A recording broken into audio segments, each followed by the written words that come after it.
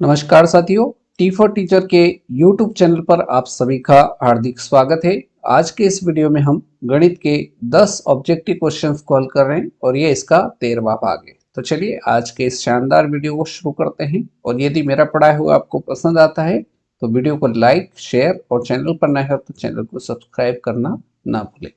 आज का सवाल नंबर 1 है, 264 की घात 102 गुणित 264 की घात 103, इसमें हमें इकाई का अंक बताना है। तो सबसे पहले यहाँ पर अपने को सवाल लिखते हैं, 264 है और इसकी घात कितनी है 102 गुणित 264 और इसकी घात है 103 और इसमें अपने को इकाई अंक बताना है। तो यहाँ पर देखिए घात जो दे रखी है, इस घात में हम क्या करेंगे, 102 जो है इसमें 4 का भाग देंगे तो जो भी शेष बचेगा वो इस 4 की घात हो जाएगी। तो 4 से भाग देंगे, 4 एकम 4, 4 दूनी 8, कितना बचा, 2 बचा, 4 पंजे 20। ठीक, तो शेषफल कितना बचा, तो शेषफल यहाँ बच गया अपना 2। आप डायरेक्ट भी कर सकते हैं, 25 चौक 100, 102 में से 100 जाएगा तो 2 शेष बचेगा। तो हमारे घात यहाँ पर इकाई अंक क्या है 4, तो इस जो शेषफल बचा वो इस 4 की घात हो जाएगी। इसी प्रकार से यहाँ पर घात में जो दे रखा है 103, इसमें भी हम क्या करेंगे, 103 में 4 का भाग देंगे तो ये भी 25 चौक 100, तो यहाँ शेषफल कितना बचेगा, यहाँ शेषफल हमारे पास बच जाएगा 3 बचेगा। तो यहाँ पर इकाई अंक देखिए 4 है तो 4 की घात कितना हो जाएगा, 3 हो जाएगा, राइट। अब यहाँ दोनों के बीच में गुणा का चिन्ह है तो ये हो जाएगा गुणा का चिन्ह। 4 की घात 2, इसका मतलब क्या होता है, 4 को 2 बार लिख लेते हैं, 4 गुणित 4 इंटू 4 की घात 3, इसका मतलब 4 गुणित 4 गुणित 4। अब इन सब का गुणा करेंगे तो 4 चौक 16, 16 में इकाई अंक आएगा 6, इससे मतलब है 6 का गुणा वापस करेंगे 4 से तो 6 चौक 24, 24 में इकाई अंक आएगा 4, इससे मतलब है 4 चौक 16, फिर से 6 आएगा, 6 चौक 24, फिर इकाई अंक आ जाएगा अपने पास 24 में इकाई अंक क्या हो जाएगा, 4 हो जाएगा। तो इस संख्या जो 264 की घात 102 गुणित 264 की घात 103, इसमें इकाई अंक जो आएगा वो कितना आएगा, 4 आएगा। तो 4 ऑप्शन बी में दिख रहा है, इसलिए ऑप्शन बी बिल्कुल सही जवाब अपना हो जाएगा। बोलो आई क्या बात समझ में आपको, ठीक है। तो इस प्रकार से इसको हल करेंगे।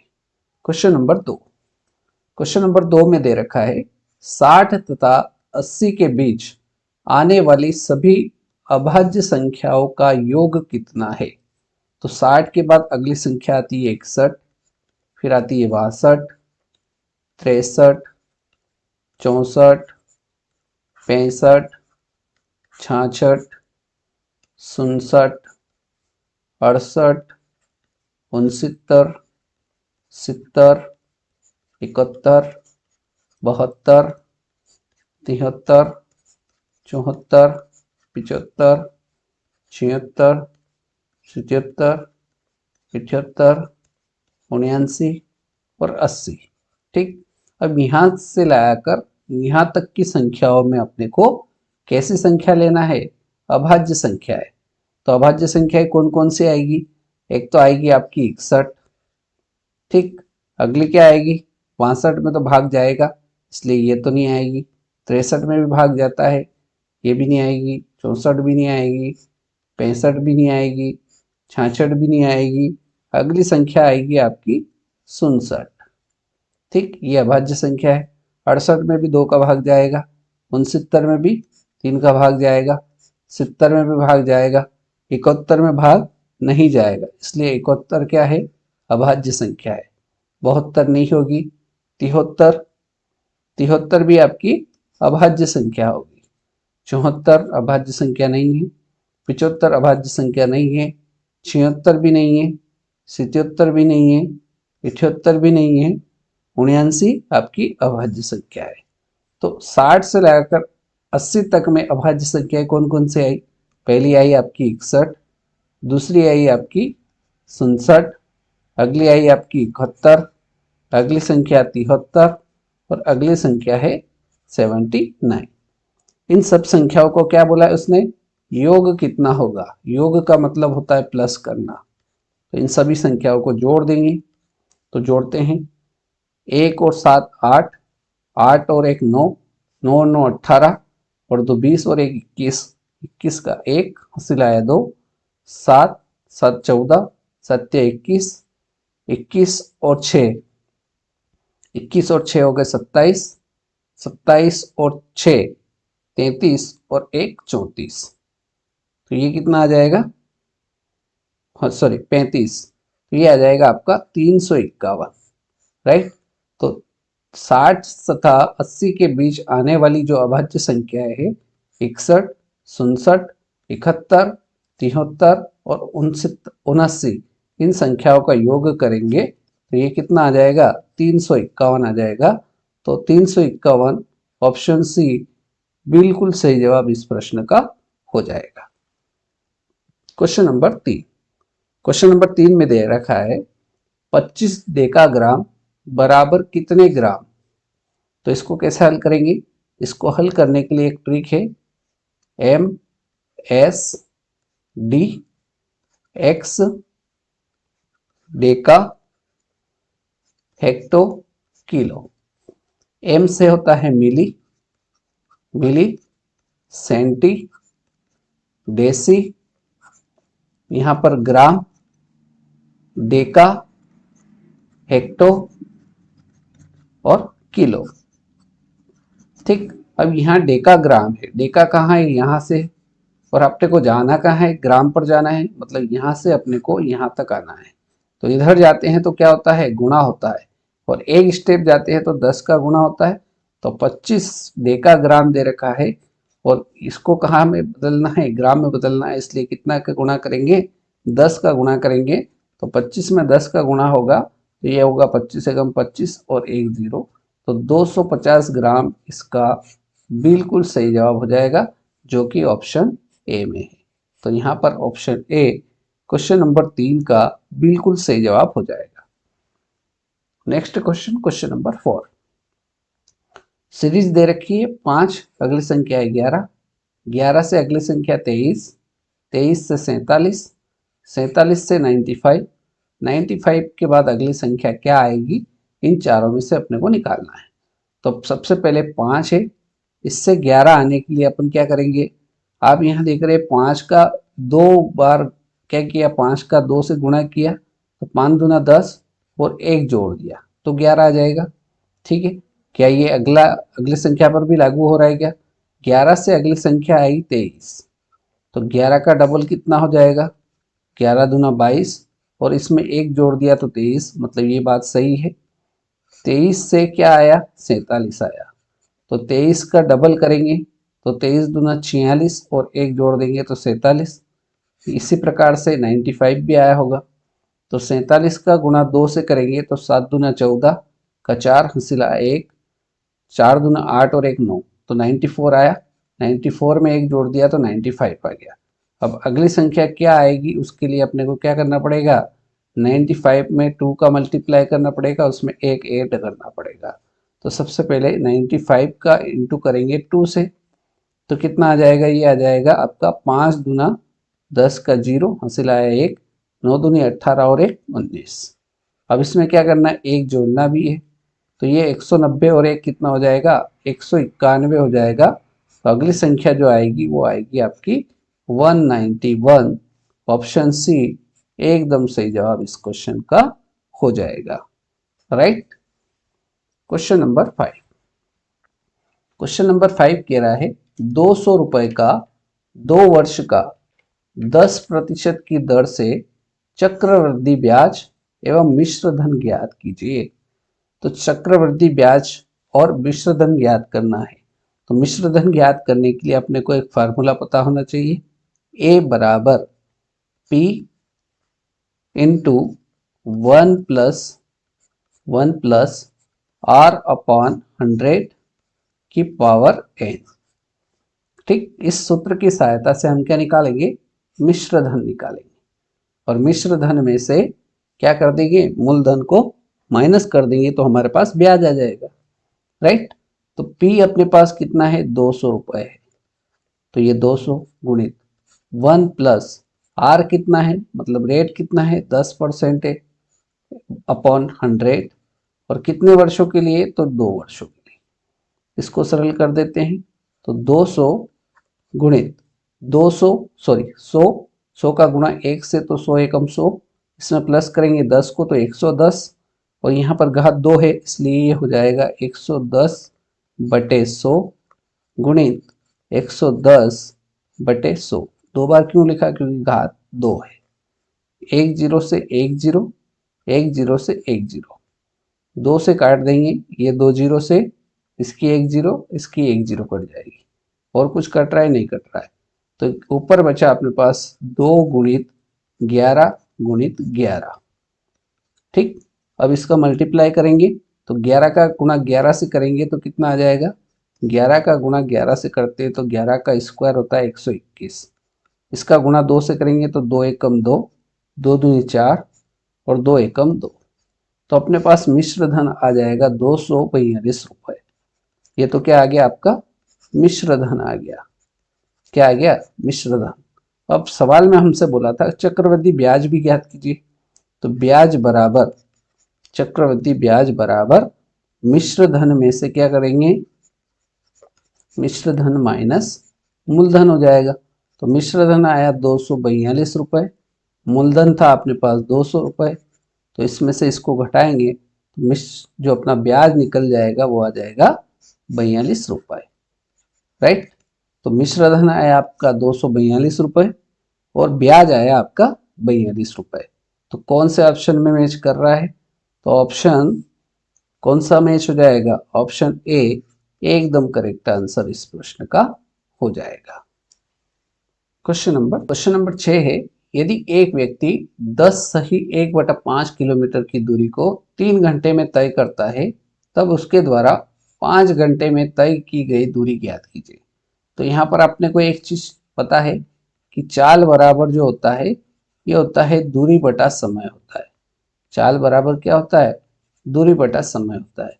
दूरी कितनी दे रखी है, 10 सही 1/5 दे रखी है, और समय दे रखा है अपने पास 3 घंटे, राइट। इसको सरल कर देंगे, 10 का गुणा 5 से करेंगे तो 10 पंजे 50, और एक ऊपर का जुड़ जाएगा तो ये हो जाएगा 51/5, और बटे में ये कितना हो जाएगा, 3 हो जाएगा। ठीक, अब इसके बटे में है तो इसके बटे में अपन 1 लिख सकते हैं। अब इसको सरल करेंगे तो ये हो जाएगा आपका 51/5 गुणित इसको 3/1 को ऊपर लाएंगे तो ये क्या हो जाएगा, उल्टा हो जाएगा, 1/3 हो जाएगा। तो इसको सरल करेंगे तो ये 51 का गुणा 1 से होगा तो 51 एकम 51, 5 का गुणा 3 से होगा तो 5 दिया 15। तो ये तो क्या आ गई, 51/15 जो आ गई, ये इसकी चाल आ गई, किलोमीटर प्रति घंटा। ये क्या हो गई, चाल हो गई।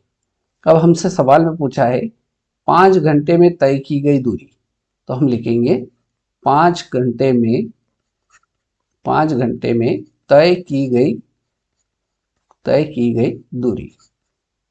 तो 5 घंटे में तय की गई दूरी क्या हो जाएगी, उसकी चाल है 51/15 की, और 5 घंटे में कितनी दूरी तय करेगा, काट देंगे इसको, 5 एकम 5, 5 तिया 15, 3 से काट देंगे, 3 एकम 3, 17 तिया 51। तो 5 घंटे में तय की गई दूरी जो होगी वो होगी 17 किलोमीटर। तो ऑप्शन सी जो है 17 किलोमीटर क्वेश्चन नंबर 6 का बिल्कुल सही जवाब हो जाएगा, राइट। नेक्स्ट क्वेश्चन की ओर बढ़ते हैं। क्वेश्चन नंबर 7, एक आयत का परिमाप दे रखा है 60 सेंटीमीटर, यदि इसकी लंबाई 20 सेंटीमीटर हो तो इसका क्षेत्रफल क्या होगा, राइट। तो सबसे पहले हमें जो दे रखा है वो निकाल लेते हैं, आयत का परिमाप। तो हम लिखेंगे आयत का परिमाप, और आयत के परिमाप का फॉर्मूला होता है 2 गुणित लंबाई धन चौड़ाई, यही होता है। परिमाप हमें दे रखा है 60, 2 ऐसा कैसा, लंबाई अपने को दे रखी है 20, और चौड़ाई अपने को निकालना है इसलिए 100 मान लेते हैं। यहाँ से 60 बराबर 2 का गुणा 20 से होगा तो 20 दूना 40 प्लस इस 2 का गुणा x से होगा तो ये हो जाएगा 2x। x वाले पदों को एक तरफ, संख्या को एक तरफ, तो 60 यहाँ से पहले से है, ये प्लस का 40 इधर आएगा, संख्या है इसलिए ये माइनस का हो जाएगा और इधर बचेगा 2x। तो हम यहाँ पर लिख देंगे 2x बराबर 60 में से 40 माइनस हो जाएगा क्योंकि बड़ी संख्या प्लस की है, तो 60 में से 40 गया तो कितना बचेगा, 20 बचेगा। यहाँ से x का मान निकाल देंगे तो ये हो जाएगा 20 और ये गुणा वाला 2 इधर आएगा तो बटे में आ जाएगा, 2 एकम 2, 2 ढाई 20, तो यहाँ से x का मान कितना आ गया, 10 आ गया। और x किसको माना था, तो ये माना था चौड़ाई को, राइट। तो चौड़ाई भी आ गई अपने पास और लंबाई भी दे रखी है, तो अपने को पूछा है कि इसका क्षेत्रफल मतलब आयत का क्षेत्रफल पूछा है। तो हम जानते हैं कि आयत का क्षेत्रफल बराबर होता है लंबाई गुणित चौड़ाई के, ये इसका फार्मूला है। तो लंबाई हमें दे रखी है 20 और चौड़ाई हमने निकाल दी है 10, तो 10 का गुणा 20 से करेंगे तो 2 एकम 2, 1 जीरो और 1 जीरो 2 जीरो, और क्षेत्रफल है इसलिए इकाई में आ जाएगा, वर्ग सेंटीमीटर में आ जाएगा। तो 200 वर्ग सेंटीमीटर आयत का क्षेत्रफल हो जाएगा, जो कि ऑप्शन ए में है। तो ऑप्शन ए एकदम सही उत्तर इस प्रश्न का हो जाएगा, right. Next question, question number 8। P और क्यू की वर्तमान आयु का अनुपात दे रखा है 5:3। पी और क्यू की वर्तमान आयु का अनुपात दे रखा है 5:3। 4 वर्षों के बाद उनकी आयु का योग दे रखा है 40 वर्ष।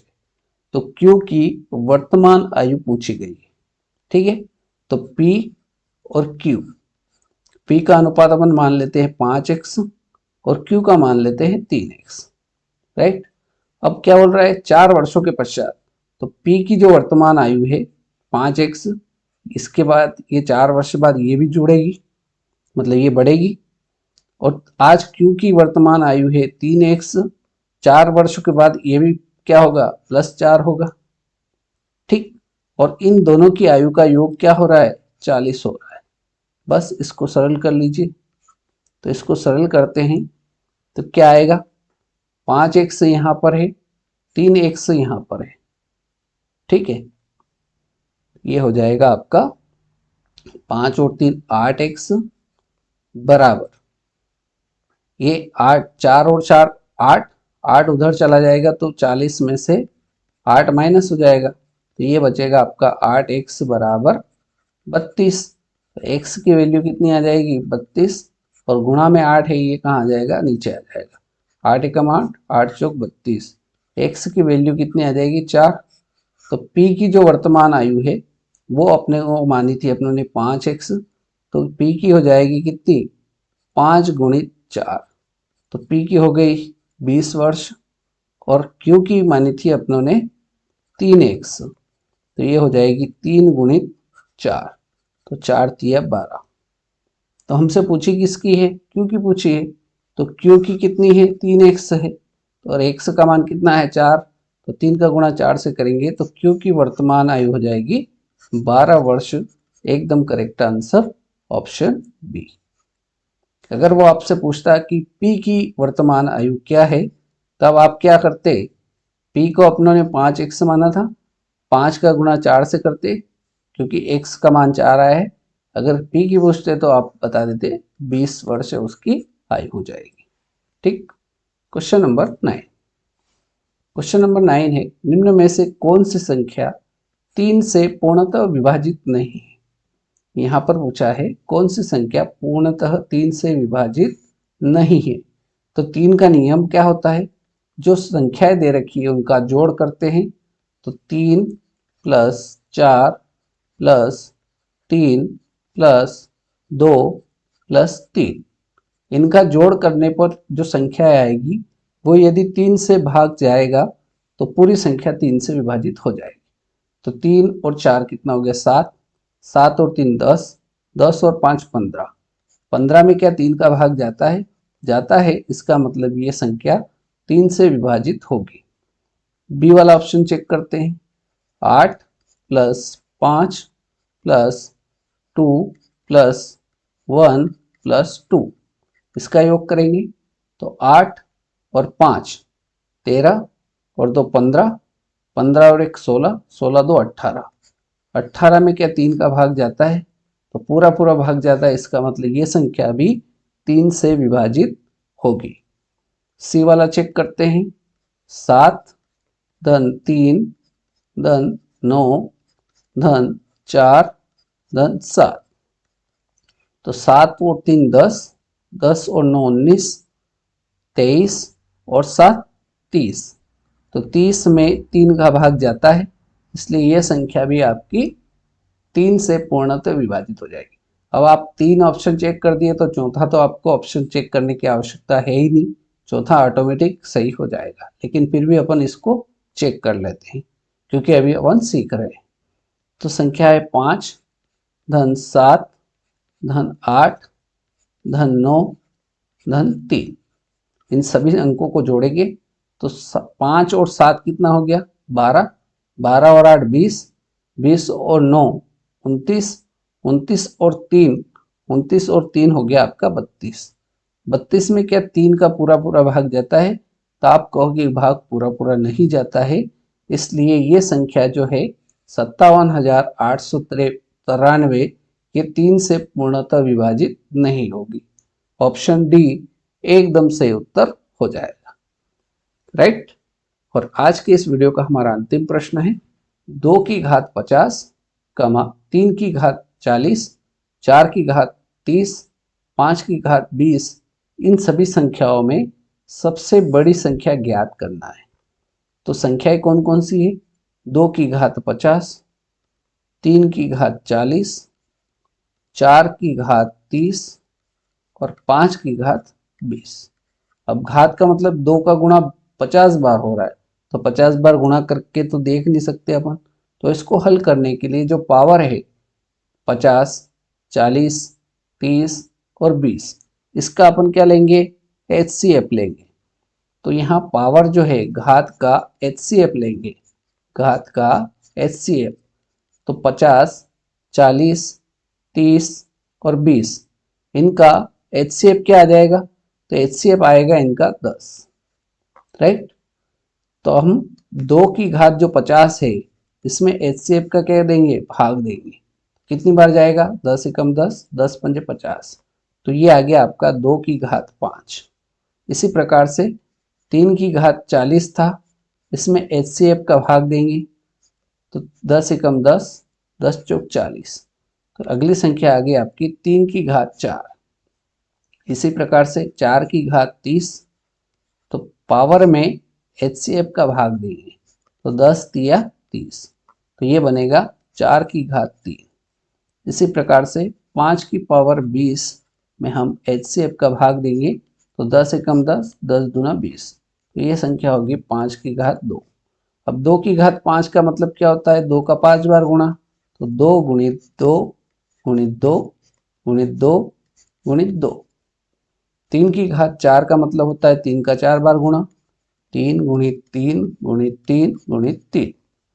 4 की घात 3 का मतलब होता है 4 का 3 बार गुणा, 4 गुणित 4 गुणित 4। और 5 की घात 2 का मतलब होता है 5 गुणित 5। 2 की घात 5 इसका मतलब 2 दूनी 4, 4 दूनी 8, 8 दूनी 16, 16 दूना 32। 2 की घात 5 का मान कितना होता है 32। 3 की घात 4 इसको सरल करेंगे तो 3 तिया 9, 9 तिया 27, 27 तिया 81, तो इसका मान कितना आया 81 आया। 4 की घात 3 तो 4 चौक 16, 16 चौक 64, इसका मान आया 64, और 5 का गुणा 5 से करेंगे तो 5 5 25। अब इन सारी संख्या 32, 81, 64 और 25 हमसे पूछा था क्या सबसे बड़ी संख्या, तो इन सब में बड़ी संख्या कौन सी दिख रही है तो आप कहोगे 81 दिख रही है। 81 आई किससे तो 81 आई 3 की घात 40 से, तो हमारी सबसे बड़ी संख्या जो होगी वो होगी 3 की घात 40। ऑप्शन बी एकदम करेक्ट आंसर इसका हो जाएगा। अगर सवाल में पूछता है कि सबसे, यहाँ लिखा होता सबसे छोटी संख्या ज्ञात कीजिए, सबसे छोटी संख्या ज्ञात कीजिए, तो इन सब में छोटी संख्या आपको दिख रही है 25। 25 किससे आया है? 5 की घात 20 से आया है। तो सबसे छोटी संख्या यहाँ पर हो जाएगी 5 की घात 20। ठीक, अगर ऐसा प्रश्न पूछता तो 5 की घात 20 हमारा आंसर होता, लेकिन सवाल में हमसे पूछा था सबसे बड़ी संख्या ज्ञात कीजिए, तो सबसे बड़ी संख्या इनमें रहेगी 3 की घात 40। ऑप्शन बी बिल्कुल सही जवाब इसका हो जाएगा। तो फ्रेंड्स, आज के इस वीडियो में हमने गणित के 10 ऑब्जेक्टिव क्वेश्चंस को हल किया। उम्मीद तो करता हूं कि ये 10 प्रश्न आपको समझ में आ गए होंगे। आज के इस वीडियो में फिलहाल इतना ही। नेक्स्ट वीडियो में फिर हम महत्वपूर्ण सवाल लेकर आएंगे आपके लिए। तब तक के लिए आप वीडियो को ज़्यादा से ज़्यादा शेयर करें, वीडियो को लाइक करें, और चैनल पर नए हो तो चैनल को सब्सक्राइब करके बेल आइकॉन को प्रेस कर दें, जिससे आपको नए वीडियो का नोटिफिकेशन मिल सके और आप अच्छे तरीके से तैयारी कर सके। तो आज के इस वीडियो में इतना ही। जय हिंद, जय भारत।